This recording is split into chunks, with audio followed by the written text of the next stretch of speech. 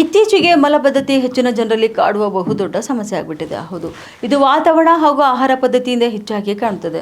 ಒತ್ತಡ ಜೀವನ ಮತ್ತು ಜಂಕ್ ಫುಡ್ ತಿನ್ನುವ ಅಭ್ಯಾಸಗಳಿಂದಾಗಿಯೂ ಕೂಡ ಹೊಟ್ಟೆ ಸಂಬಂಧಿತ ಸಮಸ್ಯೆಗಳು ಸಾಮಾನ್ಯವಾಗಿ ಕಾಡುತ್ತವೆ. ಈ ಎರಡು ಮನೆಮದ್ದಿನಿಂದ ಈ ಸಮಸ್ಯೆಗೆ ಪರಿಹಾರ ಸಾಧ್ಯವಾಗಿದೆ. ಅಡುಗೆ ಮನೆಯಲ್ಲಿ ಎರಡು ಸುಲಭವಾದ ಮನೆಮದ್ದುಗಳಿವೆ, ಅದುವೇ ಜೀರಿಗೆ ನೀರು ಮತ್ತು ಸೋಂಪು ನೀರು.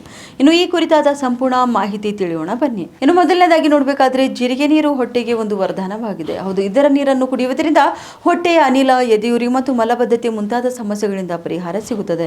ಎರಡನೇದಾಗಿ ನೋಡಬೇಕಾದ್ರೆ ಹೊಟ್ಟೆ ಉಬ್ಬರ ಮತ್ತು ಗ್ಯಾಸ್ ನಿವಾರಣೆ. ಜೀರಿಗೆಯು ಹೊಟ್ಟೆಯ ಅನಿಲವನ್ನು ಹೊರಹಾಕಲು ಸಹಾಯ ಮಾಡುತ್ತದೆ ಮತ್ತು ಹೊಟ್ಟೆ ಉಬ್ಬರವನ್ನು ಕೂಡ ಕಡಿಮೆ ಮಾಡುತ್ತದೆ.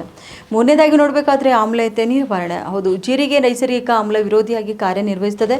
ಇನ್ನು ಇದು ಹೊಟ್ಟೆಯ ಕಿರಿಕಿರಿಯನ್ನು ಕೂಡ ಶಮನಗೊಳಿಸುತ್ತದೆ. ನಾಲ್ಕನೇದಾಗಿ ನೋಡಬೇಕಾದ್ರೆ ಮಲಬದ್ಧತೆ ನಿವಾರಣೆಗೆ ಸಹಾಯ ಮಾಡುತ್ತದೆ.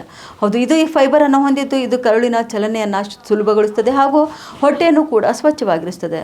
ಐದನೇದಾಗಿ ನೋಡಬೇಕಾದ್ರೆ ಚಯಾಪಚಯವನ್ನು ಕೂಡ ಹೆಚ್ಚಿಸುತ್ತದೆ. ಜೀರಿಗೆ ನೀರು ಚಯಾಪಚಯವನ್ನು ವೇಗಗೊಳಿಸುವುದಲ್ಲದೆ ಇದು ಆಹಾರವನ್ನು ತ್ವರಿತವಾಗಿ ಜೀರ್ಣಿಸಿಕೊಳ್ಳಲು ಸಹಾಯ ಮಾಡುತ್ತದೆ. ಉತ್ತರ ಕರ್ನಾಟಕ ನ್ಯೂಸ್, ಇದು ಕನ್ನಡದ ಉಸಿರು.